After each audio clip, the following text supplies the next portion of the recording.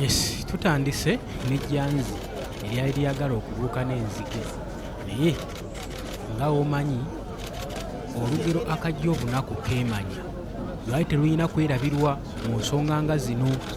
Mu abafuzi baffe be tulonda mutegeere ekintu kino era mukimanstalinge. Bwe baba bakuyisa okuweereza abantu, weereza abantu be bakuyisa okuweereza, wabula ate totandika kuweereza oyo abakkoowodde, kubanga bw'abanga yakkoowoola ng'ayagala omuweereze ebyo yali abisobola eby'okweweereza, wabula yakuyita ng'akulaba olina obusobozi okuweereza abantu mu bitundu ye gy'atasobola kutuuka. Kati awo mukolere ensobi, ne mwefuula ne mulowooza nti nno kati muli bannammwe, ne mwerabira nti nno muli jjanzi temusobola kubuuka na nzige. Ekyo ekintu mulemenga okukyerabira. Oli ku Yugi Updates TV, nyongera okujjukizaamu. Kaakati nno abatuuze mu Bukedya District era mawulire si malungi, mawulire ga nnaku eri abadde Speaker wa Parliament Anita Among. Naalongo tebimugendera bulungi. Naalongo yeekyabira akalimu obuwuka, yeekyabira akabiga.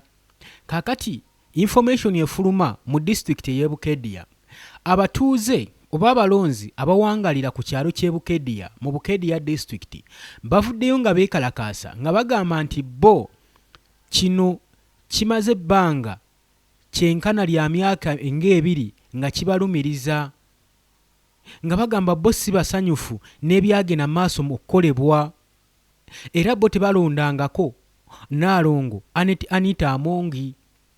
Bagamba ono bamubasibako busibi, ono baali babaleetera matugambuzi, babasibako busibi matugambuzi, era bo tebamulondangako, era bavuddeyo n'ennyiike n'okwennyamira. Mawulire si malungi eri Naalongo Anita Among abaddeko Speaker wa Parliament, kandibanga ne kabadde asigazza kanaatera omwambulwa.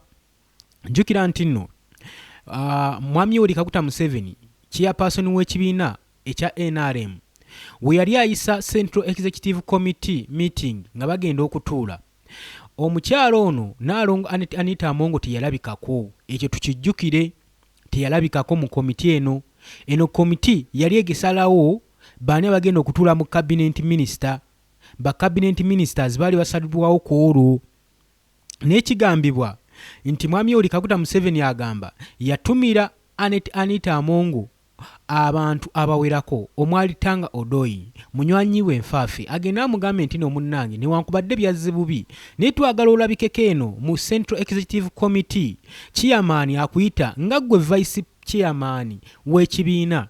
Jukira Anita Among ye vice president, vice chairman mu kibiina ekya NRM, era Mwami Yoweri Kaguta Museveni nga chairman w'ekibiina yali tayagala omukolo guno gugende mu maaso gutujjire nga omumyuka we taliiwo, yali amwagala ku kiddo newankubadde bizibu nkuyanje bye yali agenda mu maaso n'okuyitamu. Yali amwetaaga abeerewaawo, ekibiina kibeere kijjuvu, emmeeza y'obwebufuzi mu NRM ejjule ereme kubeera n'amagulu abiri, oba oli awo okugulu okwokusatu kulabikeko. Anita Among Naalongo teyalabikako. Ebifo byonna byonna ebyali birina okuyisibwa byayisibwako olwo olunaku, abaaweebwa baaweebwa, naye mu bifo byonna byonna mu babaka, mu ba MP, mu ba ministers be twatunulamu, twanoonyaamu Anita Among gye baali bamuwadde waatubula. Jjukira waaki nkugamba nti ono n'akatono k'ayina kwolekedde okubanga kamuggibwako.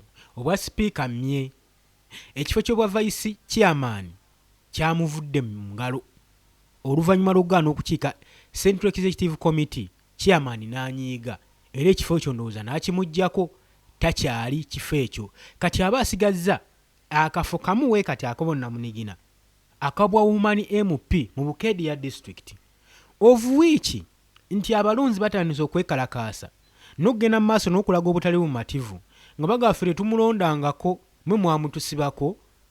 Ffe twali twagala kulonda abantu balala naye ne mutusibako ku mukazi ne mutugirayo emmundu ne mutuwamba.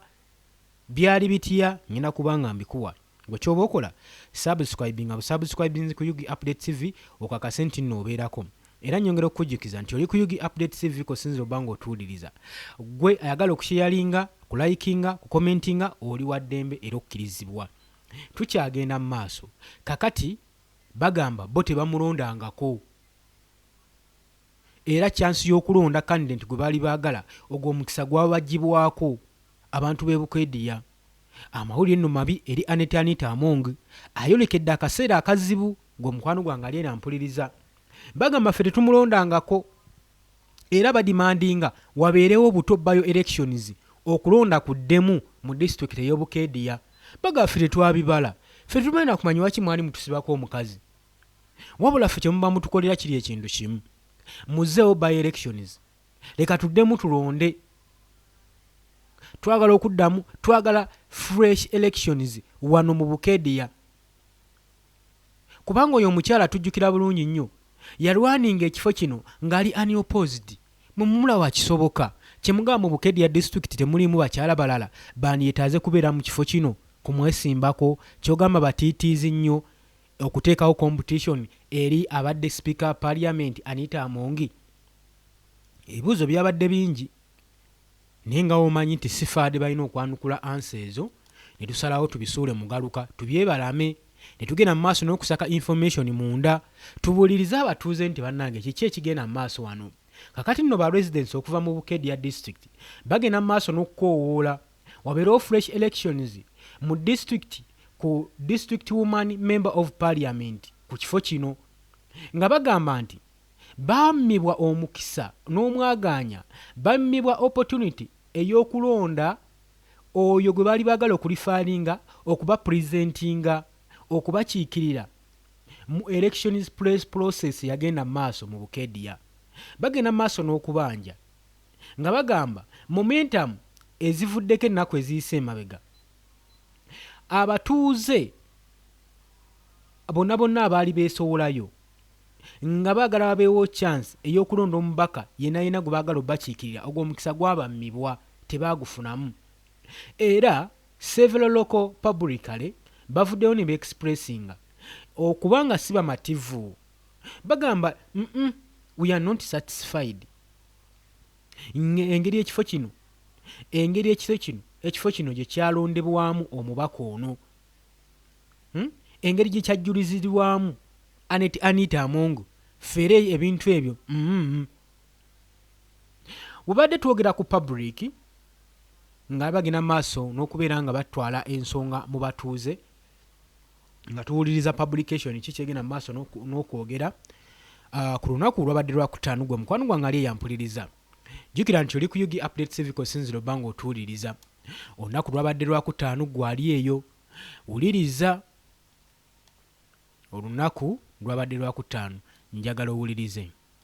Olunaku lwabadde lwakutaano nga abatuuze mu district y'e Bukeediya bagenda mu maaso n'okucomplaininga era nga bakiraiminga nti election process enteekateeka zonna ez'okulonda ezagenda mu maaso zaaleka abalonzi nga tebamatidde era nga si bamativu era nga bagenda mu maaso n'okuwakanya demokrasiya yakozesebwa.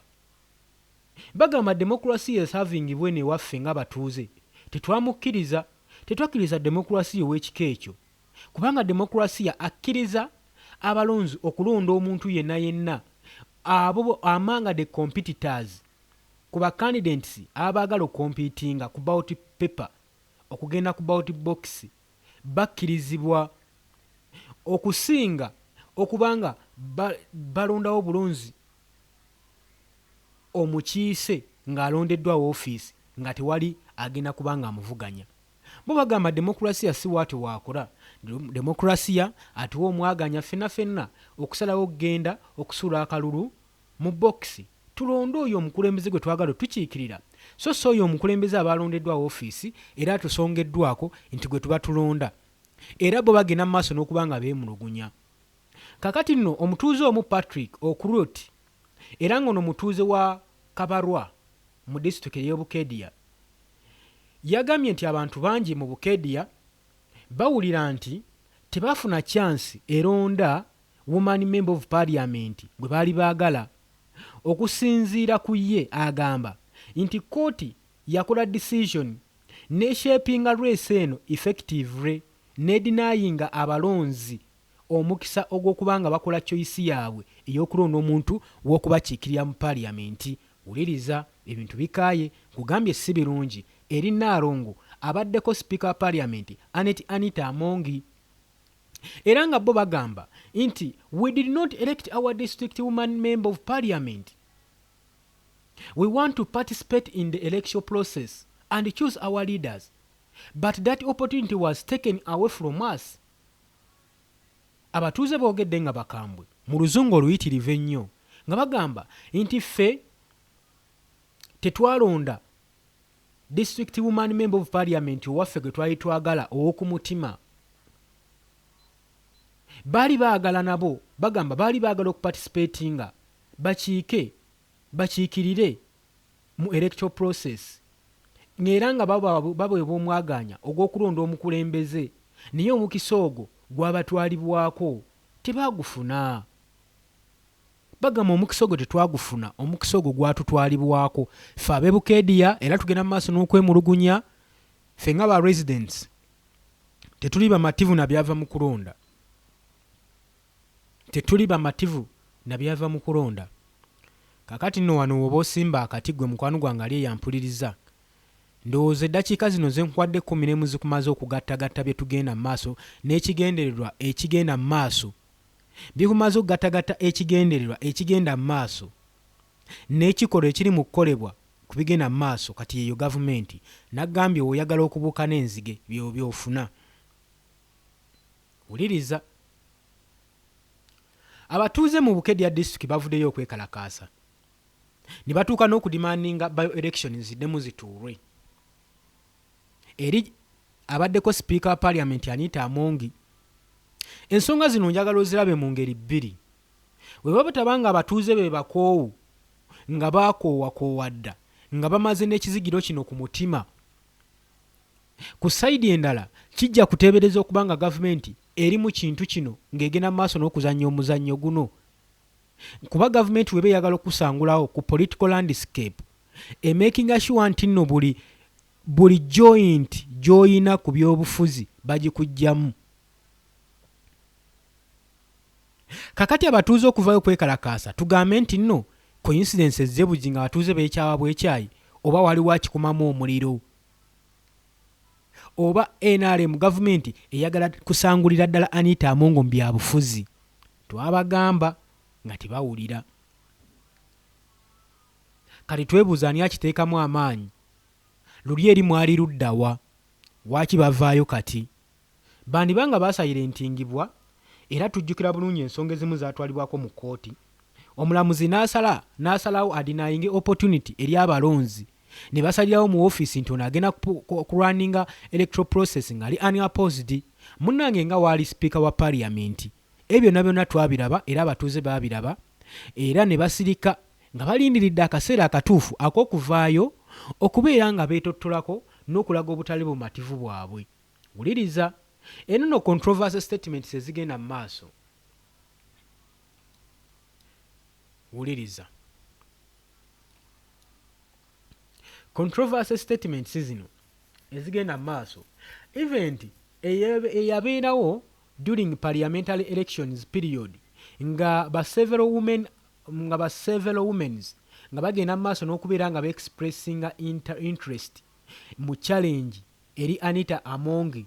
Jjukira nti ebiseera ebyo ebyakalulu nga bateekateeka mu mwaka gwali gwa 2024 2025 nga tumuyingira, abakyala bali beteekateeka era nga balina interest y'amaanyi nga bayaayaana nga balina ebbugumu eyitirivu ennyo, ebbugumu lyali jjitirivu nga beesunga nabo okulwaninga ekifo kino eky'obuwumani MP mu Parliament, nga beesunga okukyalenjinga omukyalo ono engeri gye kiri nti nno yali ayinako ebibuuzo bingi ng'era ateereddwako ne sanctions.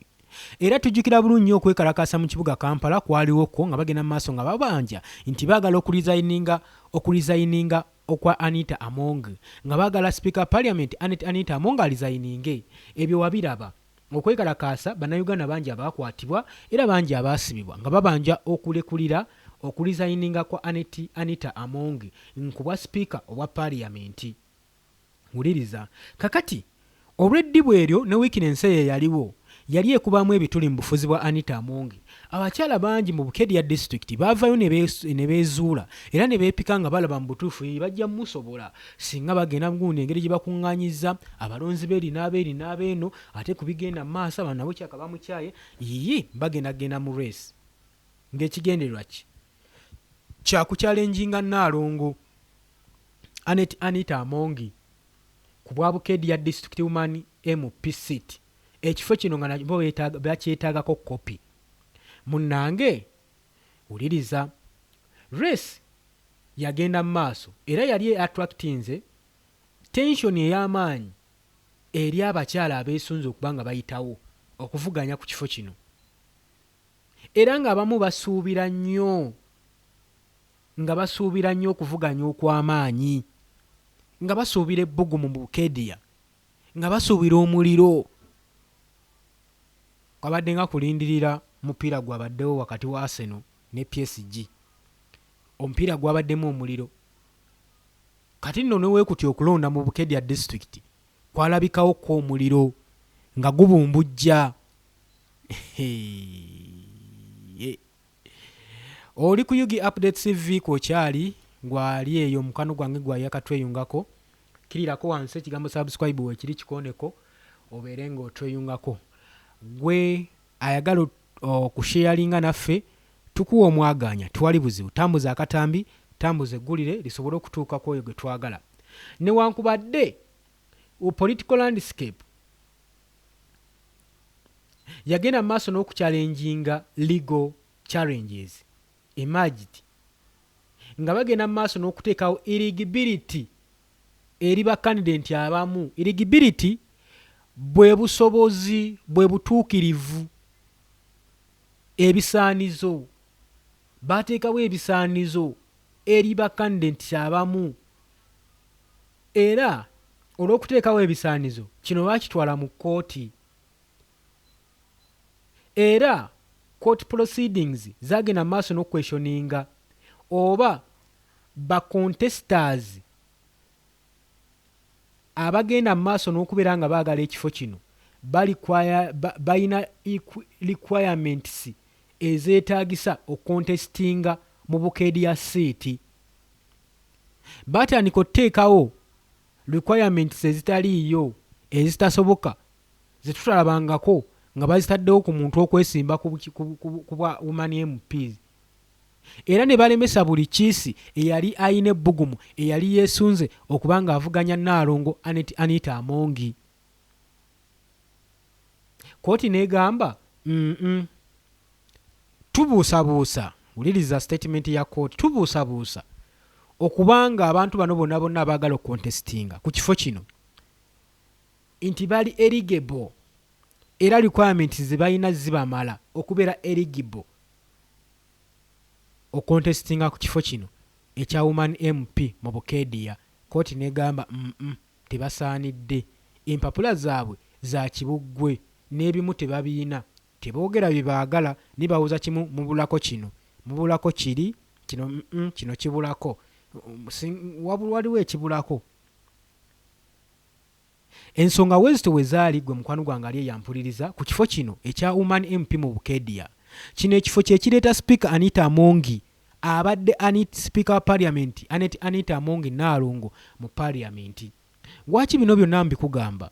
Anti abadde Speaker wa Parliament ajolekeddwa akaseera akazibu okubanga buli kimu kyabadde alina kigenda mwambulwa nga n'akafo kabadde asigazza aka woman MP kagenda mwambulwa okusinziira ku bbugumu eriri mu Bukedya district. Ono bweraliikirivu bw'amaanyi nnyo yandiyinza obutasigaza wadde ekifo mu Parliament. Wuliriza, ayinza obutaddamu kukiika mu Parliament. Jjukira nti nno nga we nkugambye ekibiina kye ekya NRM kyatuula. Mu kutuula ne bamukowoola ajje mu Central Executive Committee yagaana okujja ne bamutumira Tanga Odoyi. Mwami Yoweri Kaguta Museveni teyakoma kutuma Tanga Odoyi wabula yatuma n'omubaka omulala yagamba oba Tanga Odoyi yabuze bubuzi ekkuba erikwate wa Anita Amongi lyabuze ate nga kyali kisoboka okubula kuba omukyala adde n'amaka mangi. Oyinza omusuubira mu maka geeno ng'ali mu Bukedya, oyinza omusuubira mu Bukedya ng'ali Kigo, onoonye ekigo ate ng'ali nakasero. Kwegamba ebibuzaabuza bibadde bingi nnyo, kibadde kyangu nnyo ekyattanga odooyo okubula. Bwe Museveni n'agamba nadde mmanyi akuma omukulu tamagamaga naye kantumeyo omulala, kantume mukulu munnanga omulala, era teyavaawo n'abandaaza n'atuma Secretary General ow'ekibiina ekya National Resistance Movement agende akoowole Naalongo Anita Among alabikeko ku lukiiko luno nga Vice President. Omukyalo ono teyakiika. N'ekigambibwa waliwo ensonyi nnyingi wakati w'omukyalo ono ng'ajja kuswala okulabikako mu ba cabinet ministers banne okubanga ebyamutuusibwako biringa byambyone. Wuliriza.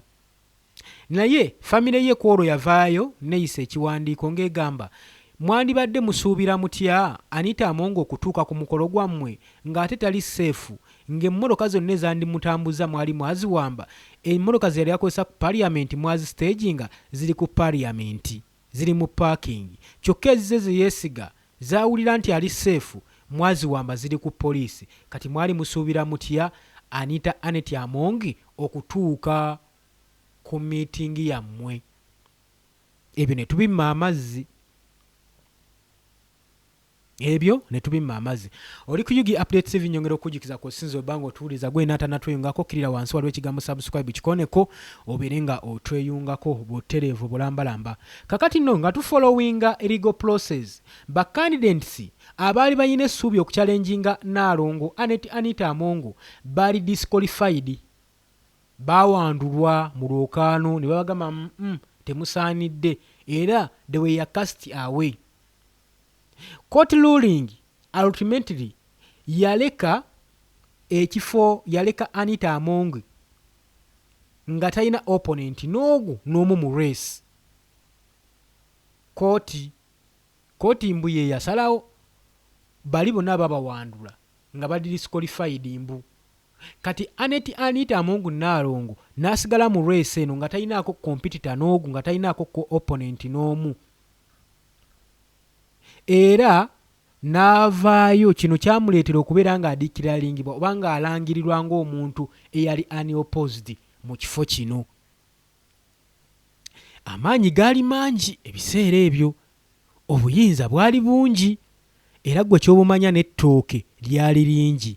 Era nze kooti eyo eyayisa ebiragiro bino eya lulinga ku bakyala bano bali baagala okwopozinga Anita Among.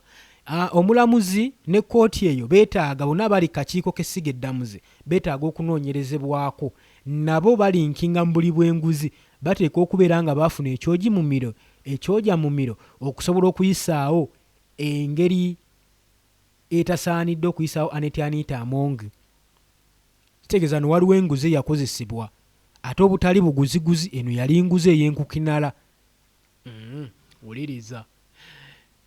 Nga kooti ezisazeewo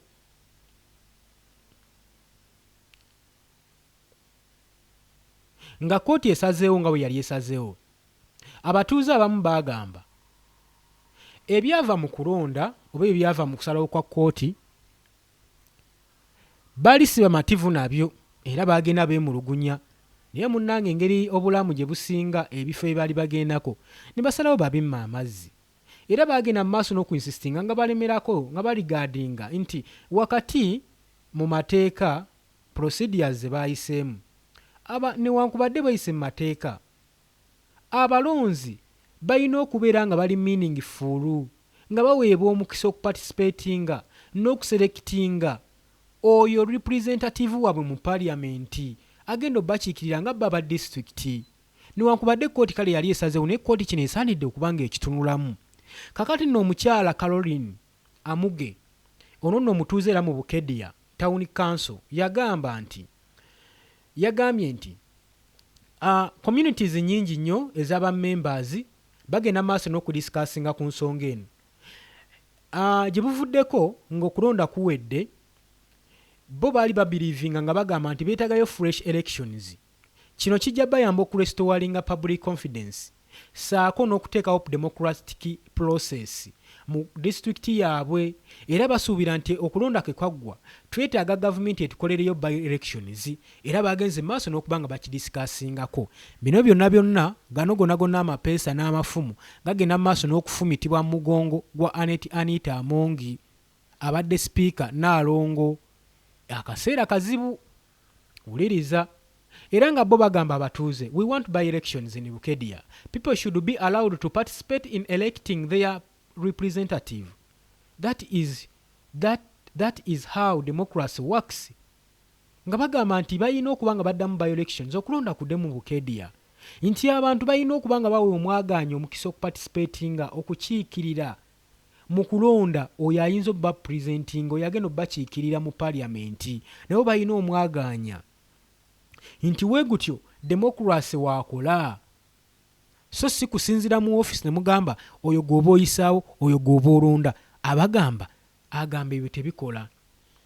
Kakati nno okuyita kwa fresh elections kwazze oluvannyuma lwa nationally tension eyalabikiddwawo ng'eyeeyongodde n'okufokasinga ku Anita Among Nnaalongo nga tufollowinga reports ku investigation ezigenda mu maaso n'omukolebwako mukazi wattu.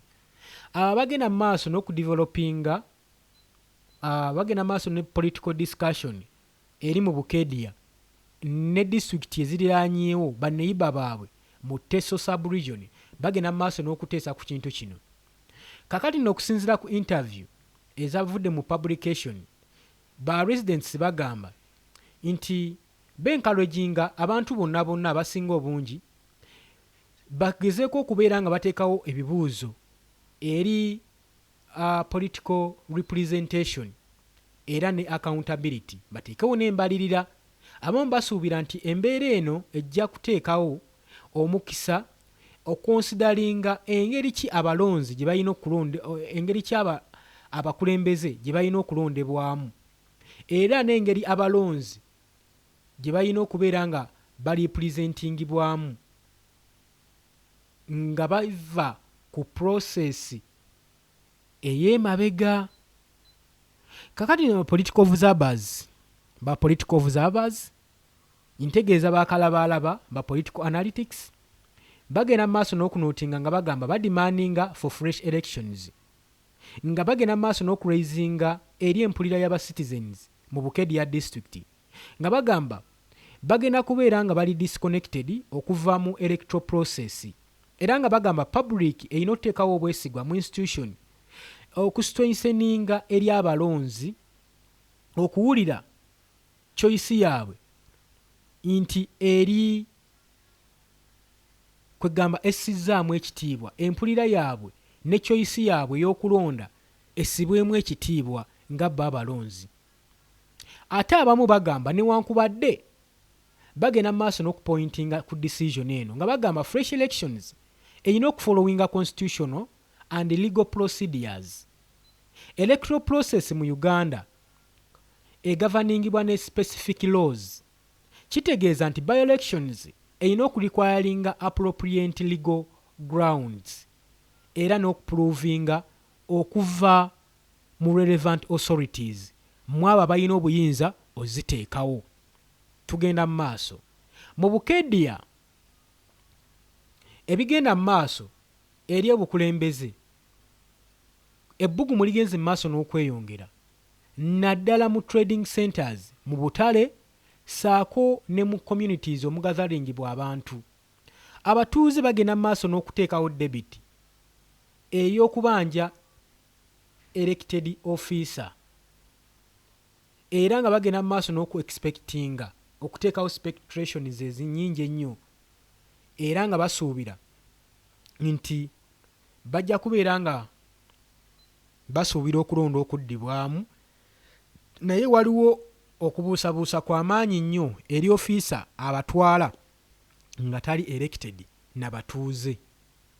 Abakulembeze abamu oba abatuuze abamu balokozi mbakulembeze abagenze maaso n'okwakisesinga nga bagenda maaso n'okuba bateekebwako accountable era bataddewo need ya ordinary citizen nga bagamba service delivery, youth unemployment, education, health facilities infrastructures bisigadde bikyetaagisa eri abalonzi baabwe era baba babanja mwe baasindika mu parliament bakyababanja ebintu nkuyanja ebintu kamaala olw'obudde munzikirize enkome wano naye question esigaddewo ng'egamba nti weti golowooza bbugumu lyeringi mu balonzi mu Bukedde ya district nti tebaali bamativu na byagenda maaso mu ebyayisibwa mu electoral process oba gavumenti ya NRM yetadde bbugumu mu Bukedde ya district eyagala kusangulirawo ddala kye bayita